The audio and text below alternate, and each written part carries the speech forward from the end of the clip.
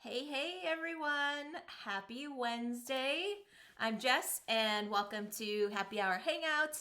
So excited to be joining you all during this midweek time. Who do we got in the chat? I see Michelle is here, my lovely moderator. Hello to you. Hello to everyone else in the chat. Feel free to say hi and drop those emotes.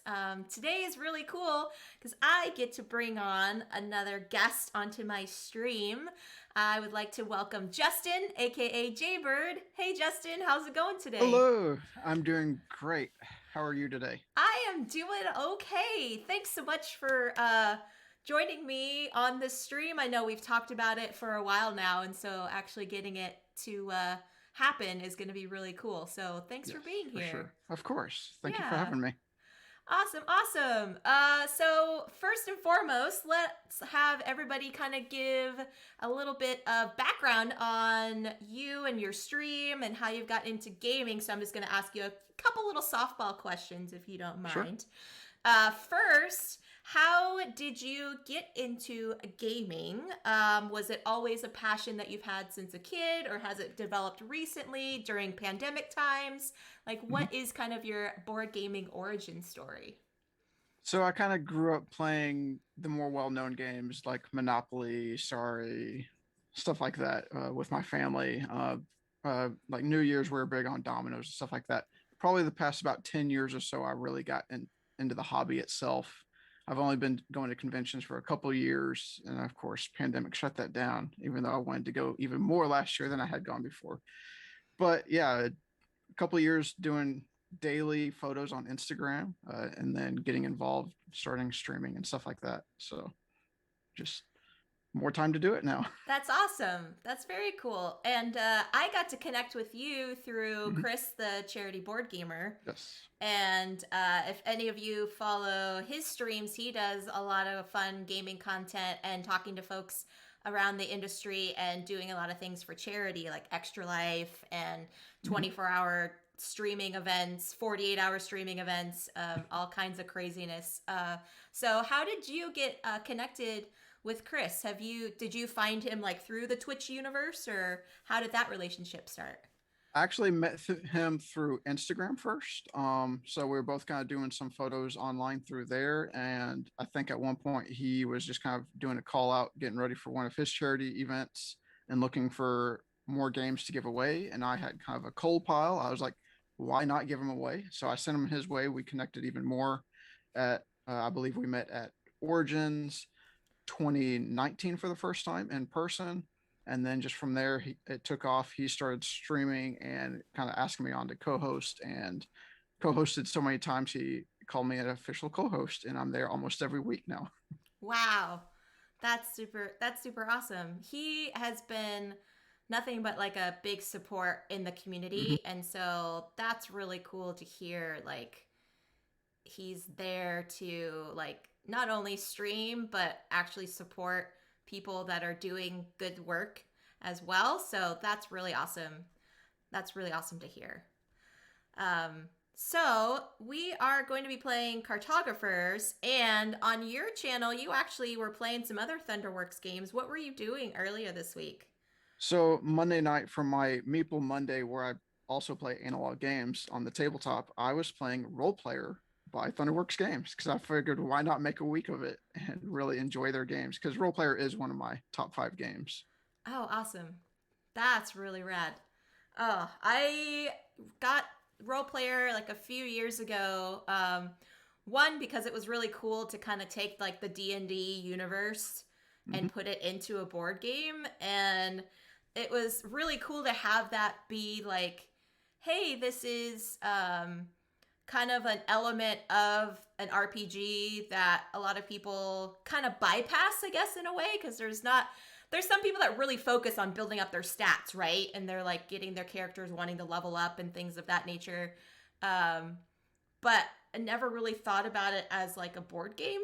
So when that game came out, I was like, oh, I have to do this. I have to get this game. And so that's really cool to hear that you were playing that as well, because that was reminiscing of the gameplays that I went through when I first got that game. It was just like, oh my gosh, this is really cool. And so now Cartographers is one of those that has the same like realm of like D&D, kind of that fantasy universe.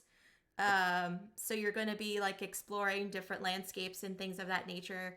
But yeah, this is just really cool how Thunderworks kind of like connected those genres together, because there's always those like zombie games or dinosaur games or games about cats or things like that. But yeah, it's really cool.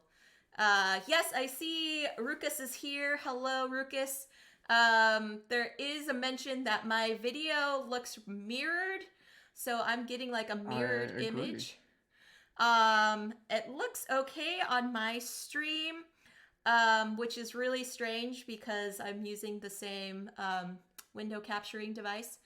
But I will say that everything sounds okay, which is really awesome. And I'm glad that everybody could hear me okay and hear Yep, Justin okay. But there's that's correct. always, gremlins in the stream. I always like to say that. Uh, there's Yeah, it always going does to be look like those. it's mirrored in Twitch, Okay. possibly because you're importing your personal Zoom screen into it, which is mirrored for yourself. Ah, okay. So I wonder if that's a setting I should switch on Zoom then. Possibly. That might help. Oh, okay. So while we are, while I'm kind of doing some of that tech stuff, Justin, why don't Sure. you share about your branding, which I think is Okay. really cool. It's called Play Games Spread Joy. Yes. It's a little washed out behind me as the light adjusts. But yes, Yeah, tell people so about that. That's really cool. that kind of came about last year, especially hooking up with Chris and doing more streaming with him. I realized my focus with gaming wasn't just playing the games, of course, but it's making sure that everyone felt welcome at the table and that you felt like walked away from the table with a smile on your face. And so to me, that is spreading joy however I can. And being games are my favorite hobby, I was like, okay, I'm playing games. I'm attempting to spread joy. So if that is my focus on everything I do at the table, why not make it my slogan and keep that as the main focus? Because who doesn't need more joy in their lives, especially with everything that's been going on in our world? We need to be as inclusive as possible and welcoming to the table, no matter who it is, and be it teaching, playing, or just showing off what we're doing at the table. That's really sweet. And I like that. I think having that kind of inclusive language is something that's needed for a lot of us in the industry. And I think there are a lot of folks out there that just need to hear that support too. So I think that's really cool. Um, and so, what do you hope to accomplish, like, with the playing games and spreading joy? Do you have like a long-term goal? Like for me, with Chicks Can Game, I wanted to have more diverse voices. Like for myself, being a woman and a person of color, I wanted to have more representation and to bring a more diverse group of folks to the table. Like, do you have any sort of long-term goal in that sense? So that's something I guess I'm still working on with the goals of ultimately more. It's just been, I know I've been playing games and I want to spread that joy of the hobby, be it to everyone, regardless of who you are or where you come from or your background. And so, yeah, that the goal is more inclusivity at the table, whatever I'm doing, be it just with reviews or streaming or even at a convention face to face. However, I can do that, which I guess I can nail down those goals and put in writing at some point. But Yeah, right now, it's just been whatever I can do to spread the joy. that's really cool. And yeah, and speaking of spreading joy, we've got more folks coming into the chat. So hi to Phantom Meeple. Good to see you in here. And yes, Ruka says, don't feed Twitch after midnight or get it wet. Indeed. A reference to Gremlins for those that don't know. So yeah, that's really cool. So I'm going to put the link to your Twitch channel. And fun fact, folks, Justin is just a few followers away from reaching affiliate. And so please, I encourage you all to check out his page if you would like to give him a follow. That would be really awesome. So yeah, information is there in the chat, so you can give them the link. Hmm. And then on your Twitch channel, Justin, you have like all your socials, links, and things Yes, I too. do. Very Yep. cool. Very cool. Awesome. And so today we are playing Cartographers, friends. If you would like to play along with us, I do have a link to the BGG so you can do a little play along with us. Hmm. Justin and I are going to be playing against one another. And if you have played Cartographers, you know there is some player interaction in terms of the ambush cards that are going to happen. And so, Justin, I was thinking for the ambush cards, I can just I'll have my player sheet here on the table, and Okay. then you can just kind of like I could just kind of guide you and like, here, draw the monster terrain over here, and then you Okay. can do that same thing for me. So we will draw each other's monster spaces, but have Sure. the opposite person like tell us where to put that. So It works for me. And then what about for those playing along in chat? Do they need to use the standard solo rules for the monster? I would say yes. I would Okay. say yes. And so, do you want to give kind of that brief solo explanation of the rule for that one, Justin, while I show the table view for everybody? Sure. So typically when a monster shows up and you're playing solo, it's going to tell you what corner of your map to start in. I do have one here.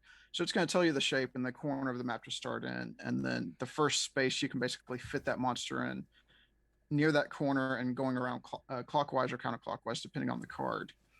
You place that in and fill it in as a monster. Okay. Cool. So yeah, so if folks want to do that, and also don't forget, friends, it is a new month, so we are still doing our crisscross tournament. So stick around till the end of the stream. Justin may be joining us on stream too to add a little flavor. For sure, for sure. I got second place last month playing it for my first time on I think the last play of the month. So yeah, I need to hit that first place. Yeah. So if you want to play along with us, folks, hang out till the end of the stream. And get your crisscross action going there. We will be playing it every Wednesday for the remainder of the month, and then at the end of the month, whoever has the top score will get a little bag of swag from me and the CCG crew. So looking forward to that. Hey to Eclectic Camel, good to see you on here. Hello, I know hello. you're probably work lurking, my friend, but as always, it's a pleasure to have you here on stream. So here we are. This is Cartographers. So how this is going to work for those that aren't familiar, it is a flip and write game. Not to be confused with a roll and write. Similar mechanics though. Instead of rolling some dice, we're flipping over cards and we're filling in things on our player sheets.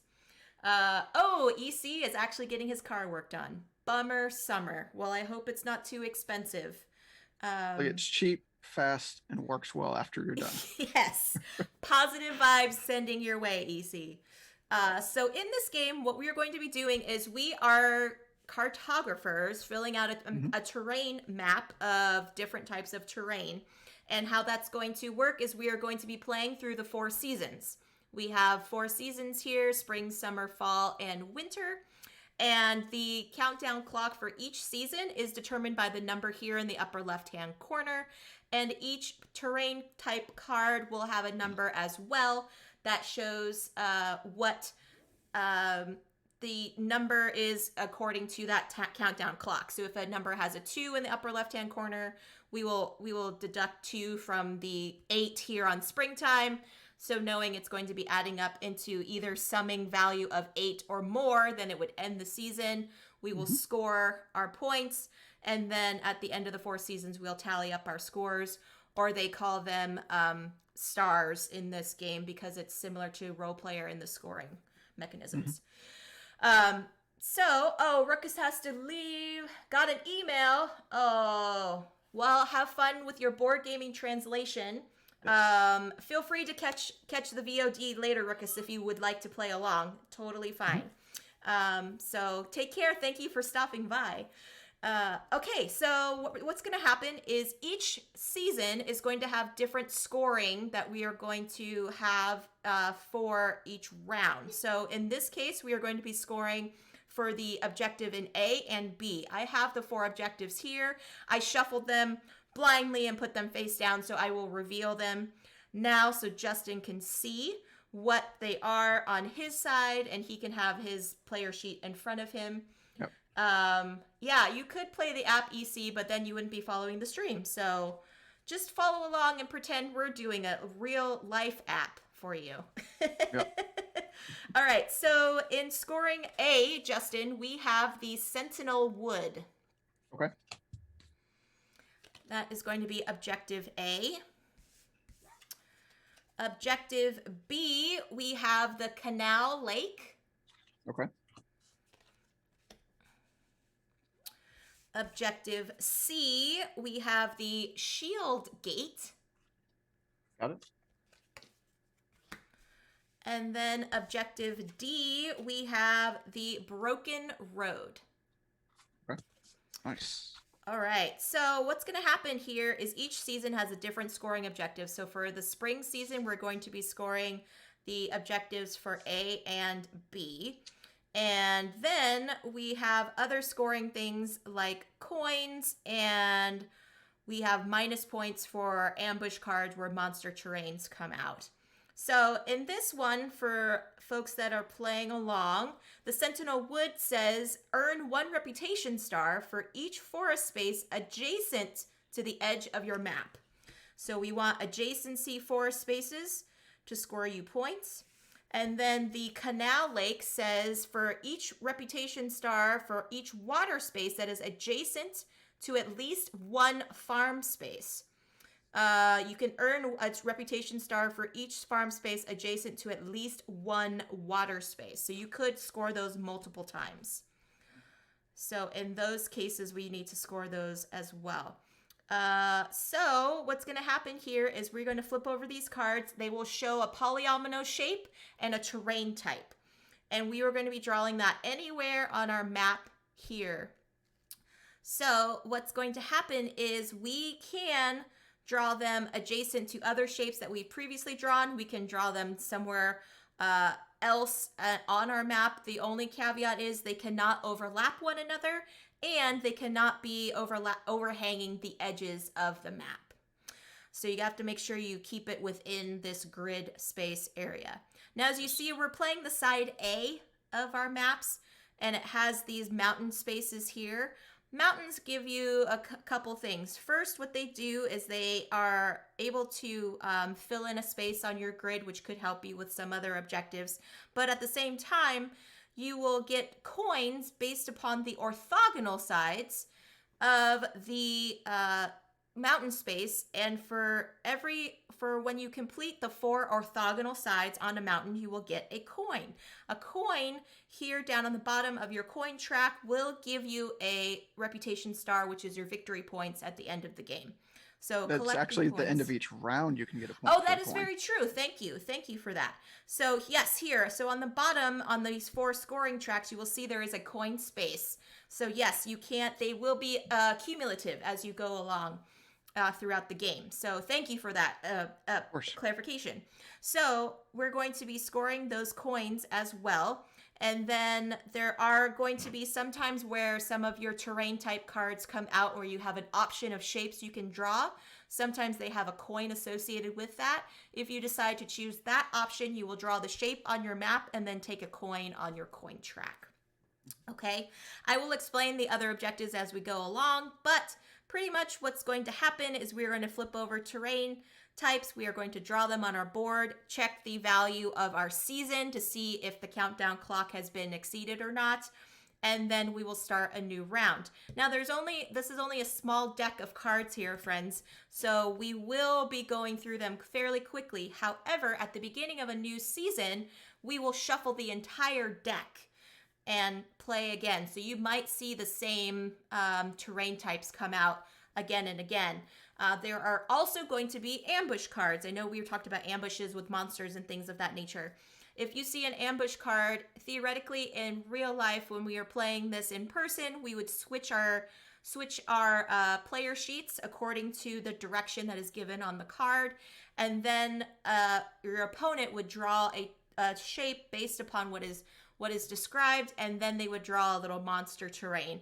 And the monster terrain needs to be surrounded by other terrain in order to not receive any minus points. because on each round, if you have any monster terrain that has open areas surrounding it, you will receive -1 for each space that is surrounding that shape. So you want to, one, put your terrain type of the monster space somewhere that could be kind of difficult for your opponent, but two, for yourself, you also want to plan ahead so that if you do have areas that can be filled fairly quickly, it will kind of help alleviate some of those minus points. There is a rule that says if you cannot draw the shape that's indicated, you will just draw a 1x1 square somewhere on your opponent's player sheet, and then that will fill in for the monster terrain type. That also goes for some of the other shapes on your player board. If somehow you don't have the space to draw it exactly as presented, then you do a 1x1.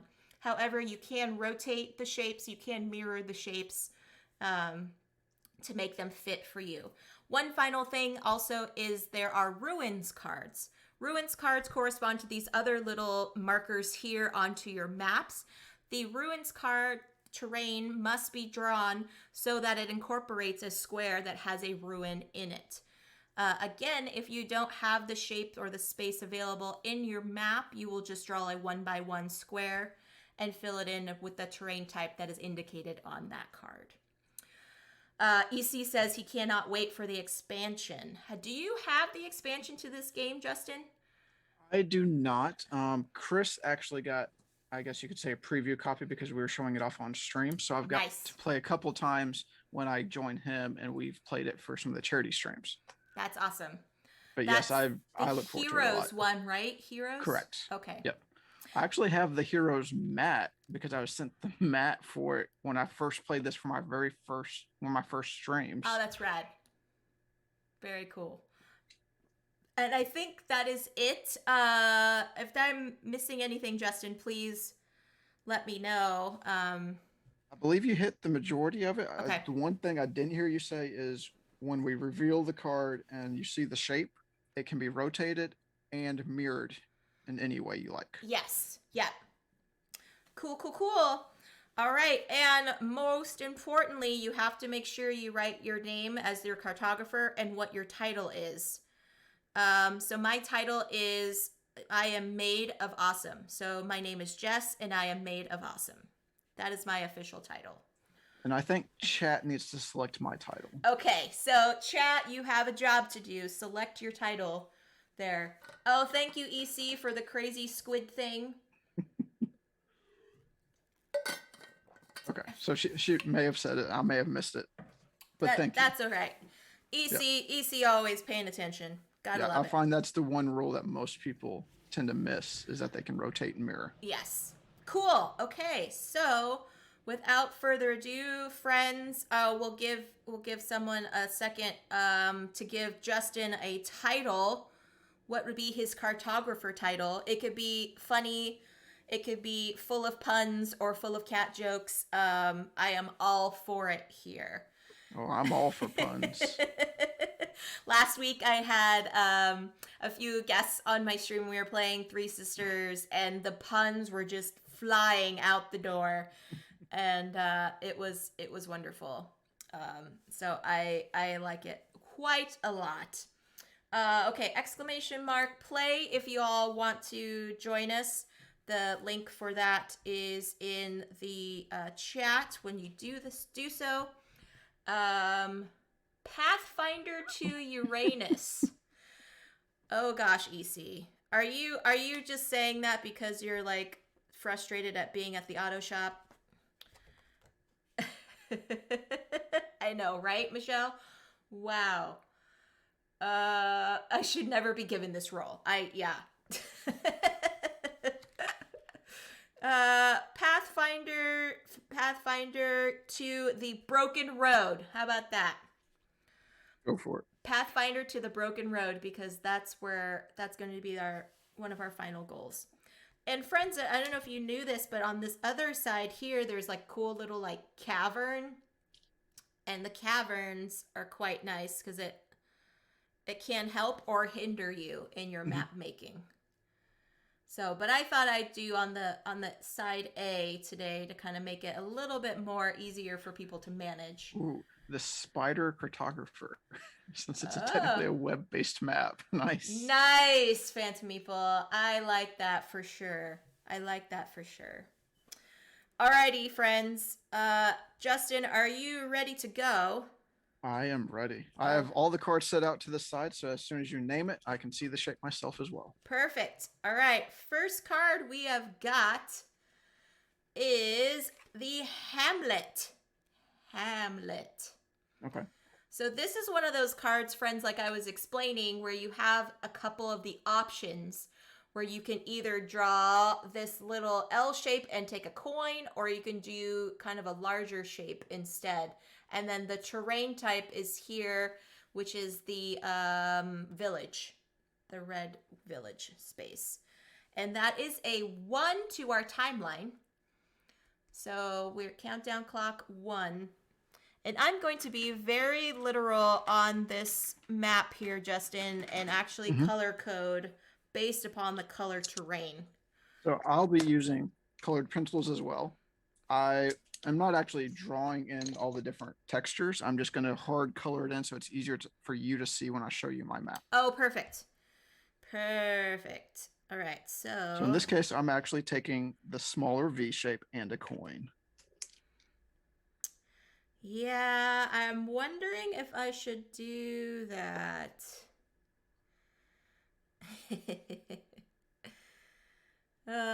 Judgment is happening in stream right now.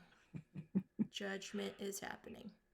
Okay, I'm going to do this here because I know I want to utilize the edges for our forests as well as the plains and water spaces, making sure they're adjacent to one another. So I'm just going to put this one right there in the center.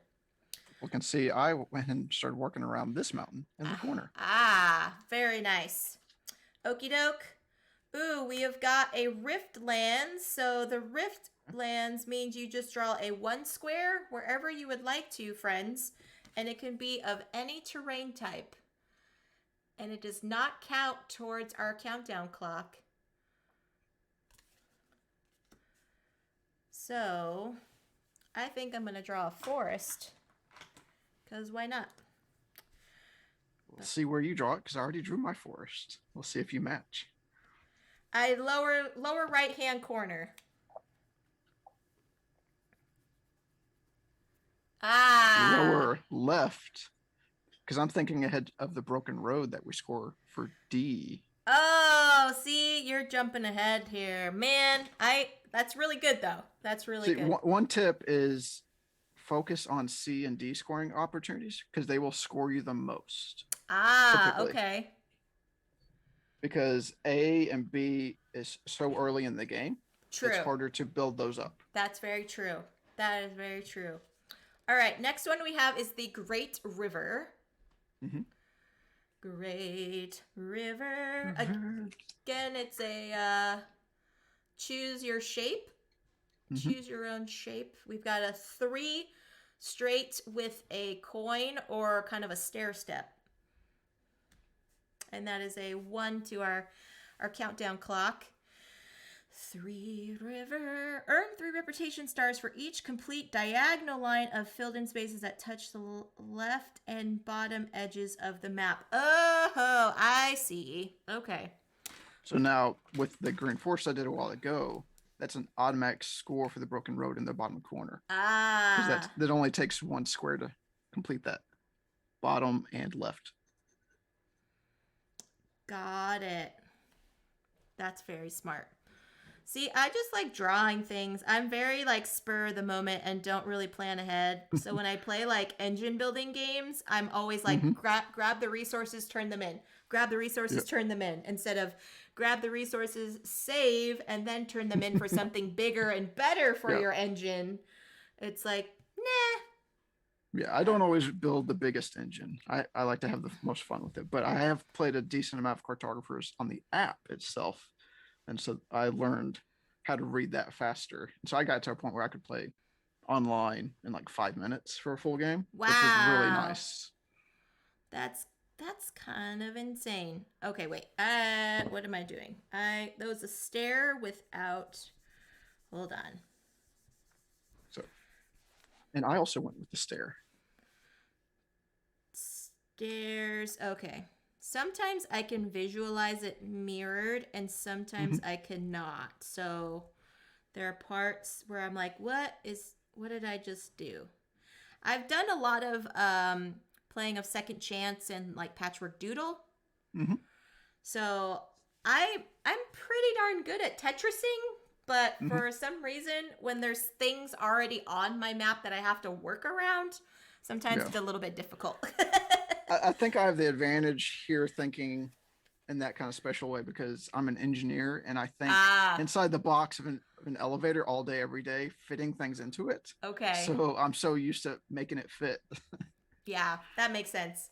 All right. Oh, we have our first ambush card. Oh no. It is Which the one? Knoll Raid. No raid. Okay. So we've got this nice little C piece. Hmm. So, Justin, where would you like this C piece to be drawn on my map? Ooh. What is a good spot for that? Oh, so let's go. I won't be too mean on this one. I'll go near the upper left corner, Okay. but one column to the right. So where the empty space of the sea is facing the mountain. Ah, okay. So I am going to outline it and then you tell me. So, like this.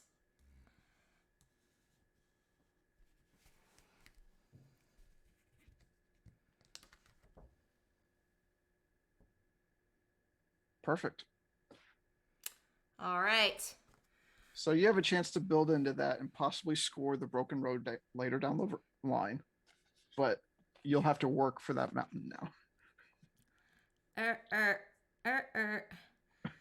Now you get to be mean back and do whatever you want, Oh, yeah, that's true. Do. Okay. especially since I chose first. Okay. Um, I will do. I will actually do the upper right hand corner Okay. and make it like a bridge so that it is a bridge around the mountain. So So you want the empty set of the sea right on the mountain. above your mountain. Okay. So you want the empty above the mountain and then a Yeah. sea above. Okay. I'll do a quick outline and you can confirm. Which I am not going erasable, so I hope I got this right. I think that's what you were saying. Yep, exactly. Okay. Exactly. Oh, hello, Soma. Hello, Soma. Come here. Come here. You see Michelle? Come here. Come see Michelle. I know she's here. She's here. You must have been subliminally summoned. Come here. By the ambush, Come the here. kitty ambush. Nope, now she's ignoring me. Aw. She's ignoring me. That's totally fine.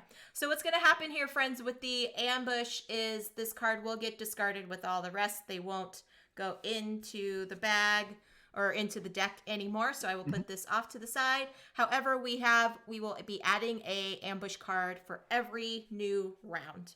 Mhm. So, okay, we are only 2 of 8, friends. We are only 2 of 8. And next card we have is the Homestead. The Homestead. Nice. Next card is the Homestead.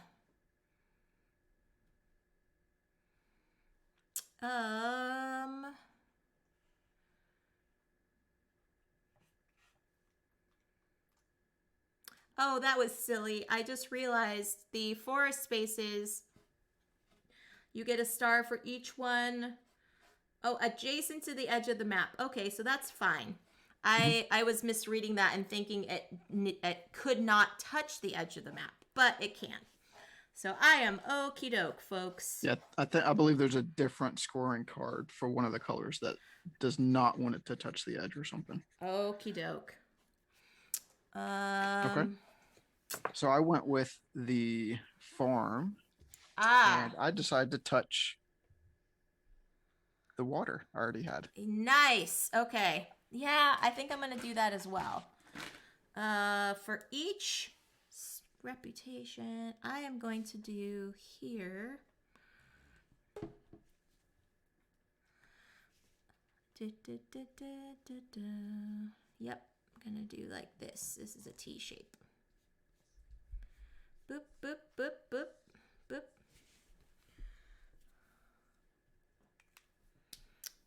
Alrighty. Good Nice. to go? Mm-hmm. Good to go. Okay, we have a ruins. So what's going to happen on the ruins is whatever the next card is must include a ruin space onto your player sheet. So we've got the marshlands. The marshlands. There it is. Okay. Ooh, okay. What's the mod hammer for? EC, what did you put the mod hammer for? Is that for Michelle? Because I don't think Michelle did anything wrong. She's a good mod, as are you, my friend. I think it was coming back and seeing that Michelle was judging. Oh, and so much wouldn't take judgment. It back for it being too late. Judgment, too late. Okay. You've been judged. Let me go. Hey, Maple Conrad. Go risky. Hello, Conrad. How are you today? Yeah. What's been going on, friend? Yes, we are doing little cartographers. This is the first time I've actually streamed it, which is amazing because it's like one of those games that's just so easy to get a lot of people involved in playing. And I've just haven't streamed it. So I am really stoked that you are here with me, Justin, today to bring that I'm to so the happy to friends. be here with you today. Like honestly, for like roll and write, flip and write style games, Cartographers is my favorite. Nice. What do you like about it? I think just the flow of the game and how well it's put together, works really well. And like I've talked about how spatially I am with thinking through things, it just works perfectly for me. And like I grew up playing Tetris on the Game Boy and stuff, so it's such a reminiscent of all those shapes too. Yeah, that's very true. And there's a lot of those polyomino games out there now as well. But I think this one kind of adds a little bit more like theming to it. So that's really cool. I do enjoy a polyomino where I can, like Patchwork and Patchwork Doodle and Second Chance and Cartographers and all of those. There's just so many out there. And I've learned the term polyomino too, because I was always calling them Tetris pieces, like put the Tetris pieces down. And some folks are like, what? So, Conrad says, not too bad, been better, been worse, but today was fine. We will take your fine. That is awesome, Conrad. I am glad you are here, my friend. Yes. However you are feeling, I am super glad you are here. All right. And hopefully your day gets better as well. Yeah. Next one we got, Justin, is the Farmland. Okay. Michelle says 2 words that she learned from playing board games: polyomino and orthogonal. Yep. So if you follow Kidsplaining, they recently did a video, or they're working on it, I can't remember if they already released it, going over the meaning of orthogonal, because it's one of the words they didn't know coming into the hobby, and they hear it used all the time. Yeah. Because you refer to orthogonally adjacent, and that's north, south, east, west, basically adjacent. Yep. Everything except diagonally. Yeah. Phantom Meeple says they will always be called Tetris pieces because polyomino is too many letters. Fair enough. EC's like, but it's only 3 more letters. Hey, 3 more letters is enough. See, I don't call you eclectic camel because that's just too many letters for me to say. So that's why I call you EC. So I'm gonna be abbreviating everybody in here. It's at least more syllables, says Michelle. That is true. Quite I believe quite fun. we're at a total of 7 for the season at the moment. One, so we will be two, drawing at least 1 more card. 4, 6, 7. You are correct. I'm gonna draw my farmland here. And I did cover a coin. So I got to take a coin here. Well done. Yep. Conrad said they pretty much learned that from gaming as well. Yep. All of the words. And then, what was it? Mechanics and mechanisms. Mm-hmm. You know, like that's interchangeable as well in gaming. Yep. You know, sometimes people think we're speaking a foreign language. Oh, yeah, for sure. All right, final card we've got is Fishing Village. Okay. Phantom People says, place the polyominoes orthogonally adjacent to each other. Love gaming. See, that's too much to say.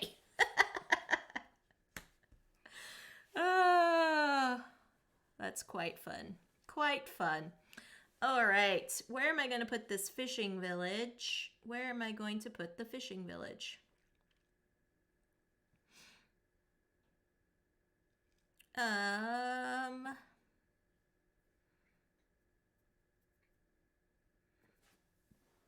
Do I want it to be water? I think it just seems like you need to have a village if it's going to be a fishing village, you know? Fair enough. Fair enough. But sometimes they really extend out their farmlands, and you need to irrigate the farms. True. That is true. Where am I going to put this? Where am I going to put this? Yeah. Have you taught some heavy euros? Yeah. Oof.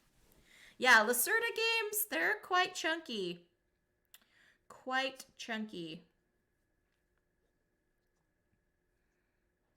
Sometimes I like a good brain burny game, and then sometimes I'm just like, nope, I'm fine. Let me play just some cartographers here really quick. Okay, make decisions. Time to make decisions. I think I'm going to put it down here next to this coin because I'm looking ahead at some of these other objectives. So it looks like we got a hydrate for all these big gaming words, and we have a hello from Killshot. Ooh, thank you. Thanks so much, Killshot. Thanks to Phantom Meeple for that hydrate. You don't know how much you don't know until you start the game. Yeah, that's a mouthful, Conrad. That's a mouthful. Killshot, what have you been doing today? What have you been playing? We are just playing some cartographers right now. Yeah. Okay, so we are done with the spring season, so we are going to be adding our scores.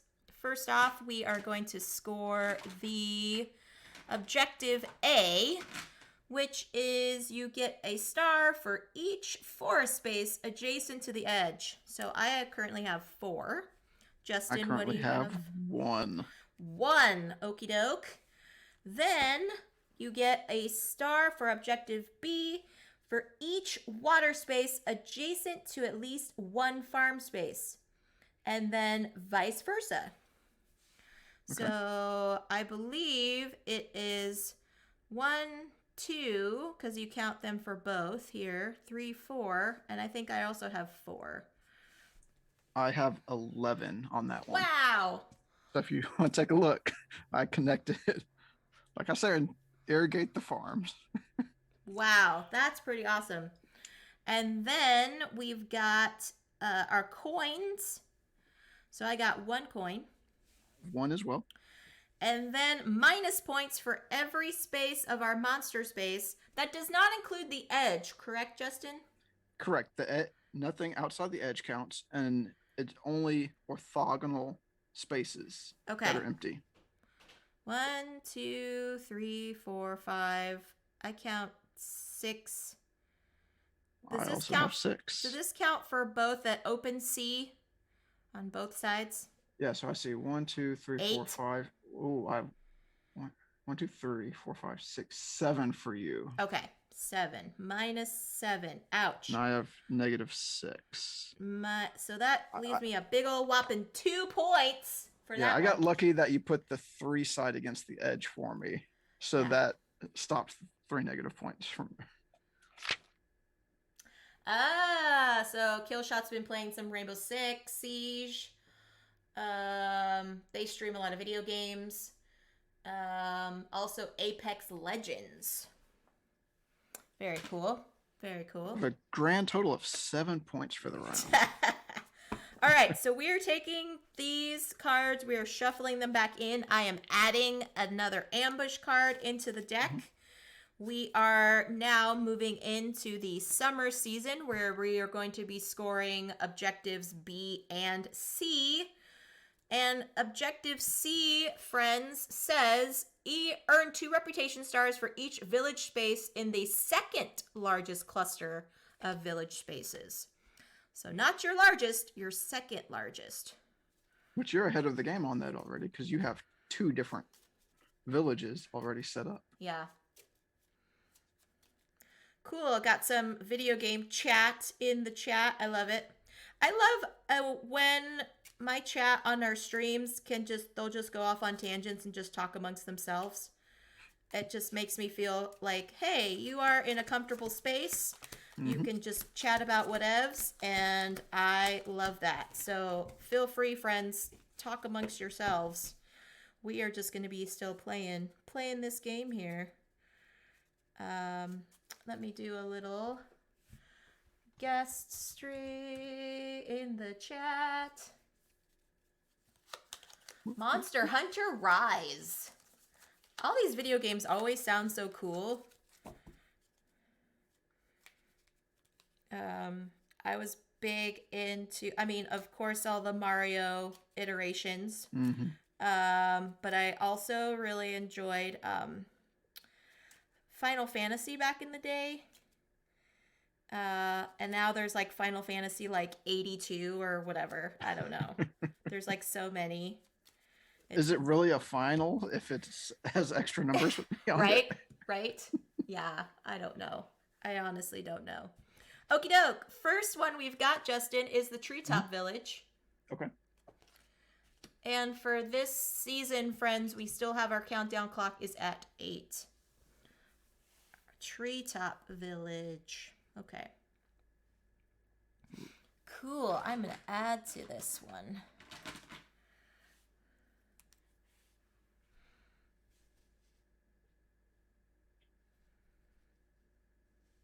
Here's where we start making the tougher decisions. Yeah.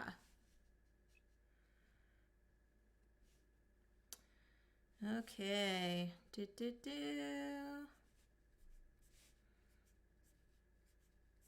So Justin, you've got a pretty crazy week coming up. You're going to be doing a lot of streaming, my friend. What's on tap for you? Yeah, so this week has definitely been my busiest week streaming so far. So I streamed Monday night on my own stream. Last night I streamed D&D. We're doing a Daubers campaign with the charity board gamer. Daubers is basically a storyline that Daryl of Splattered Ink Gaming has come up with. It was first a board game. Now he's doing a D&D campaign with it, which will come to Kickstarter later this year. So we played D&D on Tuesday nights. Tonight, of course, with you, having a lot of fun. Tomorrow night, again, with the charity board gamer. I believe it was Hall of the Mountain King, I believe we get to play. Okay. And then Friday nights, I do my Unbox of the Week where I hang out with chat and just unbox new to me games because I have a ton that I need to unwrap. And so chat can help me choose what to open and I can talk about what I find in the game. Nice. That's awesome. Conrad says when they first started streaming, he tried to do Kingdom Hearts 3, and the story was so confusing. I have not tried Kingdom Hearts, but I could see that as kind of being complex if they're trying to add a lot of the characters from the Disneyverse into like one consistent storyline, if that's kind of the goal. Oh, and fun facts from Phantom Meeple says it was called Final Fantasy because Square at the time was in dire financial straits, not doing well developer-wise, so they called it Final Fantasy as their magnum opus. I guess it worked. Nice. And Final Fantasy X was iconic. Yes, Michelle, that was the one I played a lot. Yeah. Actually, not sure. You enjoyed 13 and 2 and Lightning Returns. Kingdom Hearts 3 kind of sucked. Was not happy with it. Oh, I'm sorry to hear that, EC. Yeah. I haven't tried it myself. I think it's just some would be really fun and some it's not for everybody, but yeah. Fun facts here on the stream. All right, we got Forgotten Forest is next. I think anything with that long a wait, it either has to be perfect or it's going to be a letdown. So I can see why people may not have liked it as much. That's true. That is very true. Yeah, because waiting for like a new Zelda to come out. Yeah. Like, I already played this one. But then it's like, do you go back and like, do you do a whole new campaign? Or do you just choose not to do that? So it's, yeah, I can see that. But now it's one of those things with like digital board gaming. You're like, do I wait? Because like I'm playing Dwarf Romantic right now on Steam, and it's still in the early stages, and there's gonna be more stuff to come. So I'm like, do I wait or do I like invest a bunch of time in playing this?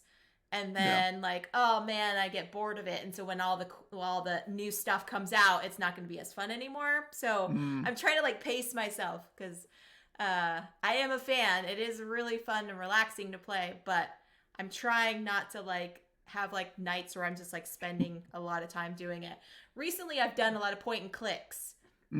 Those have been fun because there is somewhat of a like a timeline, so as you're going through it there is going to be an end goal, whereas in Dwarf Romantic it could just build and build and build and build and build, and so you never know when the end is going to happen. So I could see myself easily spending a whole night or a weekend just playing that, and so I'm like, I've seen it played, I know I'd enjoy it too much, I'm like, I won't get it because there'd go all my free time. All the free time out the door. Oh, Conrad says he's played a lot of NES. Yeah, that was my jam. Lots of NES related. I had family members that, had the PlayStations and the Xboxes and all the GameCube, that was Nintendo. All the other ones that were like competing with Nintendo. So many cool graphics and things like that. But I'm like, I just want to stick with the OG. That's classics, that's just kind of me. So, yeah. Oh gosh, yeah. So they're all just chatting about video games in here. All right, are you done with the Forgotten Forest, friend? Yes, I am. Okay, we've got the Homestead again. Okay. Homestead again. Alrighty. Okay. Oh, I can make use of that. Do I do another farmland? Maybe I do another farmland here for each complete.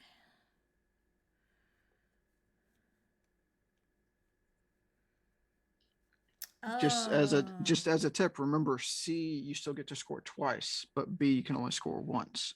So you're more likely to score points with the shield gate by using the I just blanked on the name of it. The red. The not the farm wheat, but the village is the name of it. Okay. That is true. Just friendly tips. Okay. And there's another coin. Yay.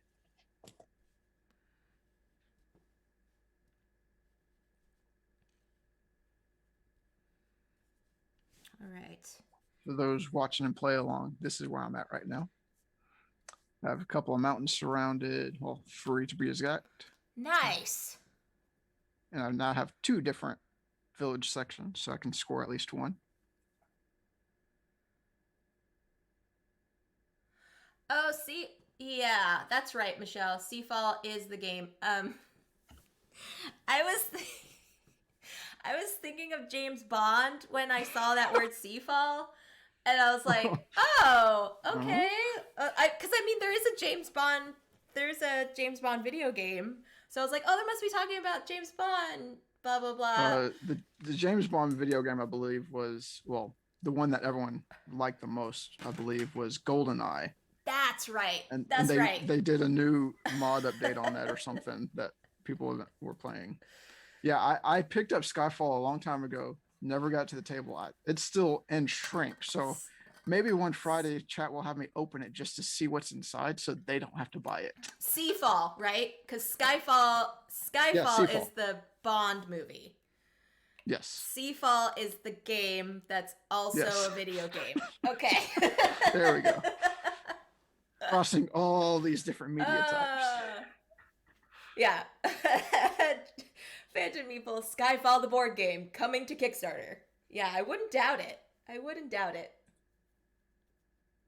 Yeah, I'll probably open it and just see what's in it and then cannibalize it for components for game design at some point.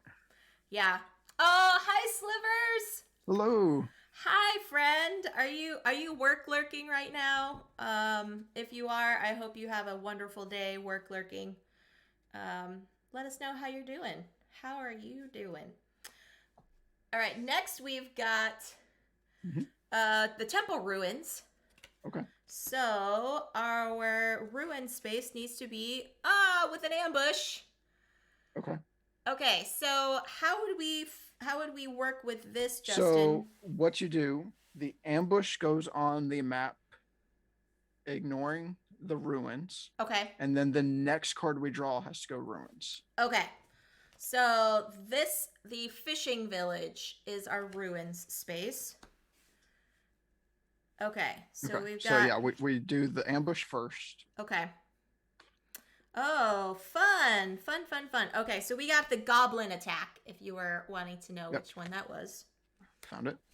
Okay. So do you want me to tell you first, or would you like to do my paper first? Yes, do mine, friend, please. Okay.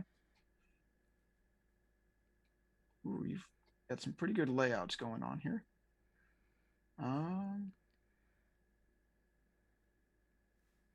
Oh, my Maid of Awesome title got erased because of the Soma. So I'm going to erase it. So what I'm going to do, it'll help you out a little bit if you can connect it all the way down, but starting on the left side of your map. Okay. The 4th spot down. Okay. And then going diagonally down to the right. So the final square would connect in that field? It would touch the corner of the field. Okay. So because you should have 3 diagonally. So it should be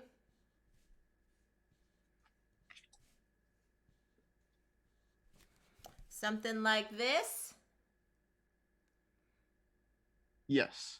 Like there's like the minor delay on the Twitch that I can see. So I'm like, if that's why I'm pausing, I'm like, okay, yes. Because I can hear you in the Zoom first. So yes, but that is correct. Okay. So if you can connect your diagonals down, that'll help you score. I don't know if I can, but that's okay.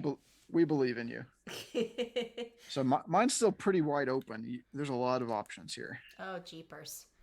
And remember, it can be rotated. It can be mirrored. Do you have anything in that upper left-hand corner? Upper left? Nothing. Yep, that's where I'm going to put it, Justin. Okay. Start in the upper left-hand corner and go diagonally down to the right. So you want it butted into the corner. Yep. And then coming down. Yep. Okay. Yep. And then we can do that. Our ruins. Our ruins. Okay. I do have a space. We said the ruins was the fishing village, correct? Yes. it was.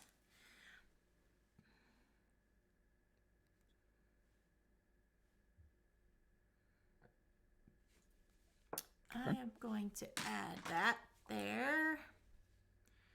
Do, do, do, do, do, do, do.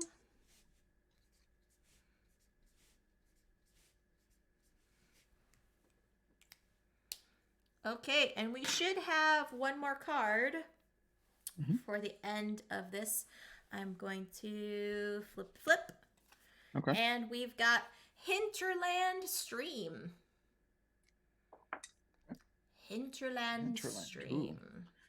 First time we've seen it for the game. The big L. Yes. Oh, good gravy. Where am I going to put this? Good gravy. Where am I going to put this?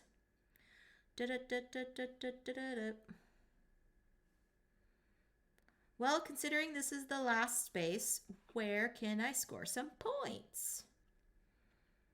Right? Yeah. So I'm actually going to do 3 up, 3. Okay, I'm actually going to do like this. Take care of some of those monster spaces.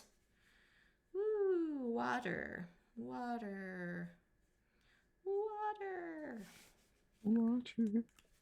Cool, clear water. I don't know, EC. He asked, how is Skyfall so good and Spectre so bad? I don't know. Yeah. I don't know. I wish I could help answer that. I really stopped watching a lot of the James Bond movies. I think as soon as Daniel Craig came out, really, I got a lot of them just on DVD. Yeah, they definitely shifted more towards the action style of movie versus the espionage that we were used to. That's true. They're good in their own way, but I agree they did deviate, and so it changed how good they were. Yeah. Okie doke, we're scoring now because we have reached our threshold. So we're scoring B and C. So every ocean or water space adjacent to your fields and vice versa, or your farms as they call them, vice versa. So 1, 2, 3, 4, 5, 6, 7. Okay, so I got 14. Good gravy. Wait, 1, 2, 3, 4, 5, 6, 7, 8. That's 8. Okay, 8. There we go. And then C is 2 for each village space in the second largest. So my second largest is actually here in this 5er, so I get 10 points there. And then my second largest is actually 7, so I get 14 again. Awesome. And I'll have 2 coins now. Okay. And I actually have 6 coins. All right. And here we go. Monster spaces. 1. Yeah, here come the negative. 3. 1, 2, 3, 4. 4. 10. 5, 6. Okay, so each orthogonal side. So I've got 1, 2, 3, 4, 5, 6, 7, 8, 9, 10, 10, 11. 1, 2, 3, yeah. 11. Ha! Awesome. That minuses out everything. Oh. Well, not everything, most of it. So I have 9 now. I have 9. So I had -10 for a total for 24 on the round. Very nice. Yeah, I have decided whenever I play games on stream, it's going to be either I play some rules completely wrong so I get a ridiculously high score, or B, I play them super correct and then I don't get a very good score because I'm streaming and paying attention to hosting and stuff. So I'm overall having fun. I don't know about you. I don't care if I'm winning or not. it is more about having fun Yeah. with you and spreading joy while we're playing a game. Yeah. So this is where we're at, friends. Okay, so we are done with summer. We are now on fall. We are going to be scoring C and D. So how is the Heroes expansion different than just the base game? So what it does, it adds different ambush type cards. So instead of just sitting there and being that the space next to it is negative, like there's like a zombie type one that actually expands and fills up your board. Okay. But it also adds the hero cards, which basically can attack. Some might have like an arrow, so it can attack like 3 spaces in a row. Okay. And then so it can actually mark out, and so you won't score negative points because it's killing the monster in those spaces. Ah, I see. And it actually, I believe the expansion also has 3 different maps you can get. Okay. I don't know if they come in the base part of that expansion or if they're add-ons, but like there's like a volcano one where the lava is actually flowing from the middle of the map and destroying parts of your map. Okay. And I believe that's the one I've got to play with Chris. The other 2 I haven't tried yet, so I don't know as much about them yet. Well, friend, we are starting with an ambush. We got the kobold onslaught. Okay. Starting off right away. Jeepers. Have fun with trying to find somewhere on my map. I mean, Okay, you can add to the cluster over here.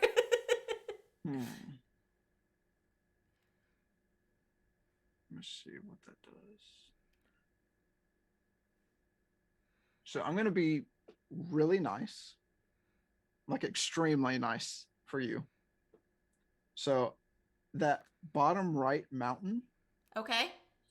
I'm going to have the 2 sides of that. So basically since it's a short T shape, have it looking like a short T where the right of it is on top of the mountain and beside the mountain. Okay. And then pointing left. And you'll see why this is extremely nice, because it's going to actually give you a coin and complete your diagonal.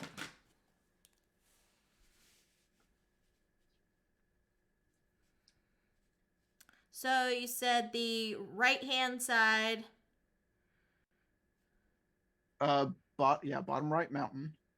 On top of it, to the left of it, and so the 3 line goes from the top to the left, towards the left. So like this? Yes. Okay. So that does give me a coin even though it's a monster space? Yes, because it fills in the space around the mountain. So anything that covers that space next to the mountain surrounds it. Got it. Okay. Well, thank It you. was both nice to you, and it's a great teaching moment. You can tell I'm used to teaching games myself. Yeah. And I just and so now your turn. I did. So, I used to like take extra time in drawing the monsters, and now they're just like purple blobs. So that's all right. Okay. Yep. So where do I want to put that T?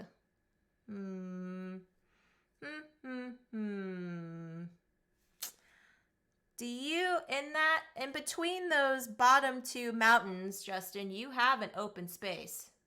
Right. Here? Yep. Why don't we stick it in there? Okay. So do you want it next to the farm or next to the water? Let's do it next to the water. So it will still be the same T orientation. Okay.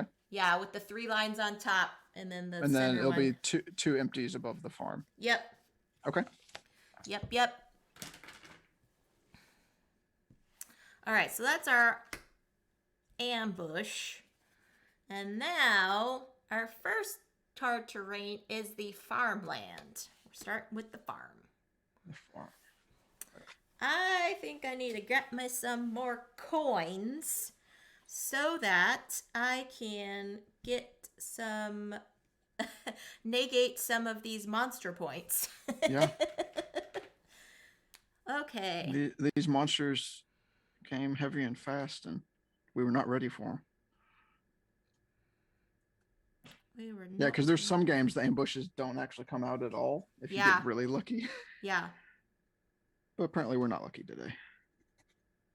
We're still having fun, and Yeah. I'm okay with that. All right, Phantom Meeple, have fun. I don't know if you're streaming later on today.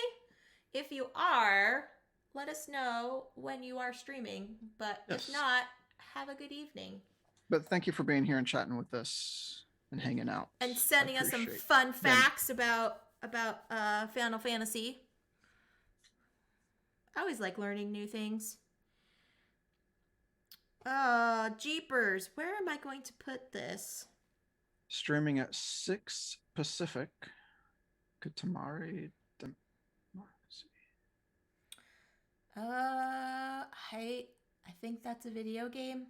I think that's a video game. I apologize, Phantom Meeple. I wish I was more savvy I on think it video is games. too, but I have no idea what it's about. But No, cool. so I don't forget. Let me make sure if I'm following Phantom back.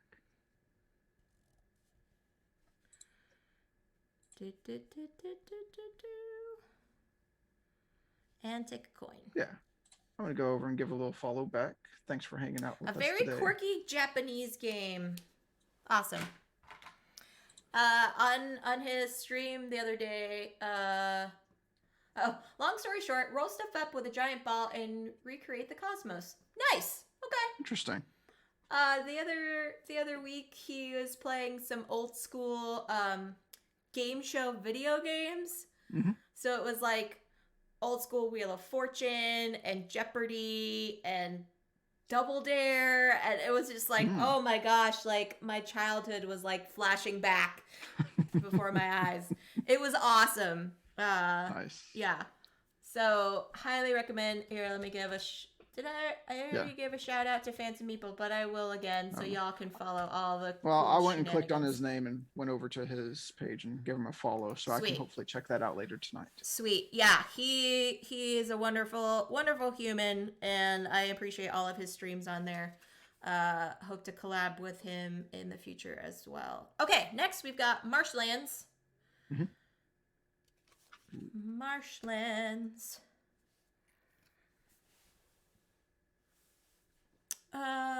Okay. These longer pieces are not very helpful for my current situation. Yeah. Goodness. But I could get a coin. Which, I mean, like I said, coins are good to negate any minus monster points. Yes. Especially the earlier you get the coins with how often you can score them for every round, that they can really actually add up. Because like in the case that I got 6 coins last round, that means I get at least 6 points for the next 2 rounds just for coins. So I found the earlier you can get your coins, the better they're worth. Yeah.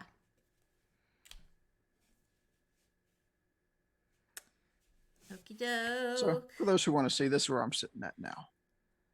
Nice. See, I like you just filling in the colors and not having like all like the shapes and stuff. Mm-hmm. I think it's really helpful to like visualize where you have everything. Yep. You know, I can see very well on stream what you're doing as well too, so it works out. Well, I'm a big nerd and I laminate a lot of my roll and writes and flip and writes, so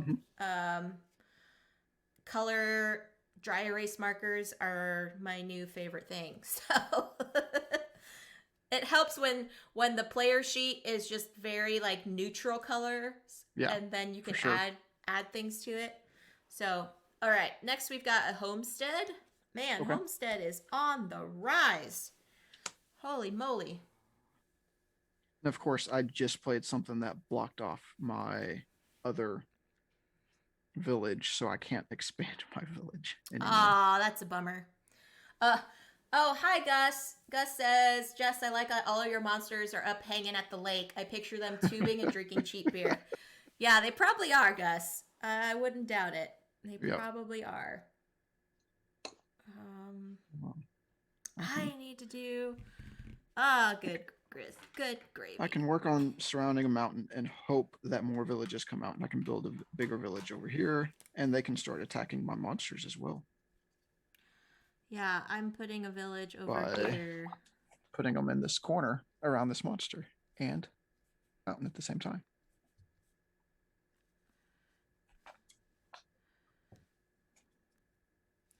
Yeah, it's like I also realized that some of the pieces are not as large, so I like hope for the rifts come in.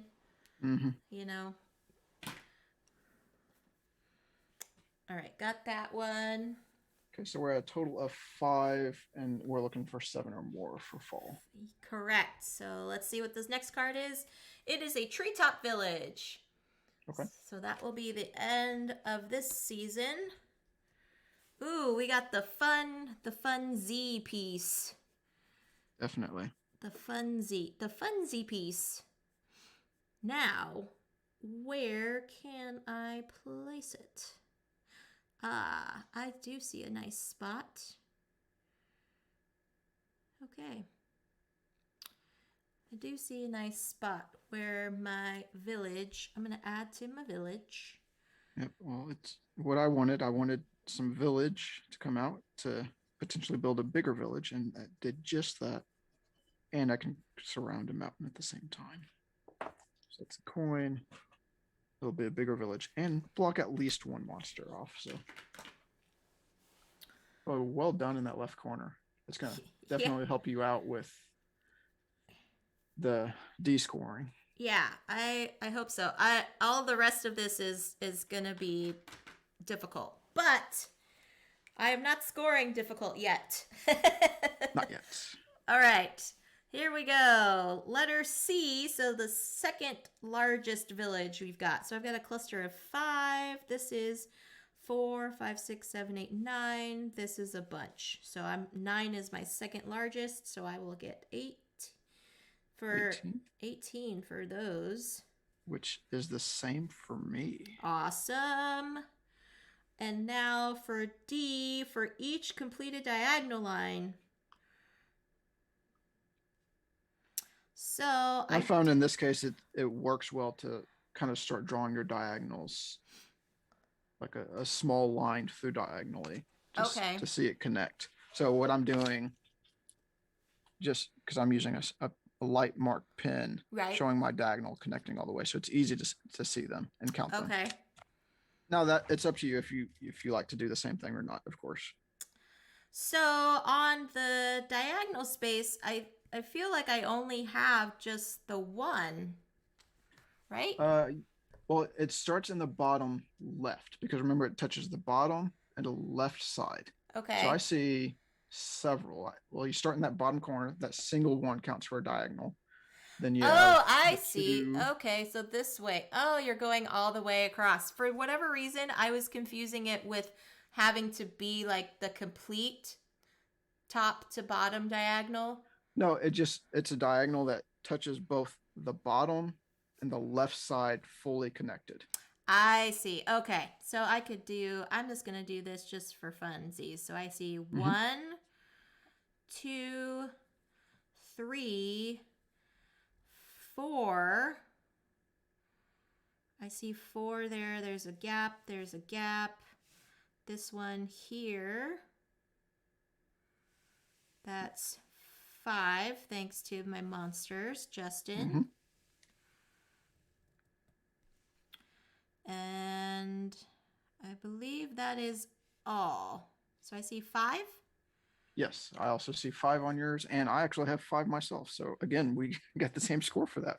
Awesome. So that's 3 per line. Yep, so that's 15. Cool. And then I got 5 coins. I have 8 coins at the moment. Oh, good gravy. Okay, I've got 1, 2, 3, 4, 5, 6, 7, 8, 9, 10, 11, 12 on my monster points. Dag nabbit. Dang.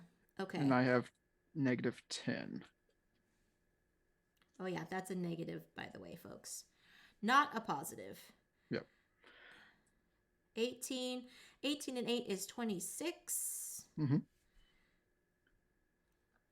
All my maths, all my maths. Okay.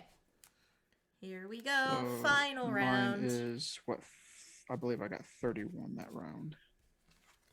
It's slowly getting increased. Yeah, so as you'll see, most games, your third and fourth round should be your high scoring rounds. Because you've had the most time to build up to those goals.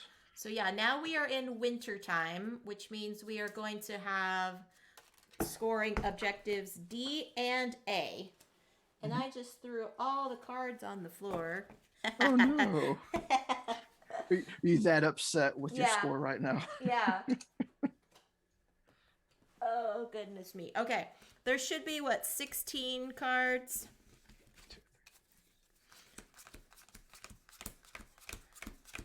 I think it's 14 that should be in the deck right now. Okay.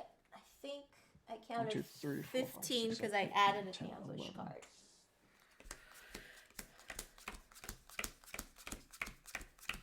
Oh, I have 14. So it should be 14? Yeah. Yes, it should be 14 because you have 2 ruins, 1 ambush. Yeah. And then 11 of the polyomino. Okay. Okie Explore doke. cards. We are A-okay, friends. We are A-okay. I was surprised earlier when Soma was here that she did not knock over my camera because it's on a... I have it on a little tripod. Then it's attached to the game box for Burgle Bros.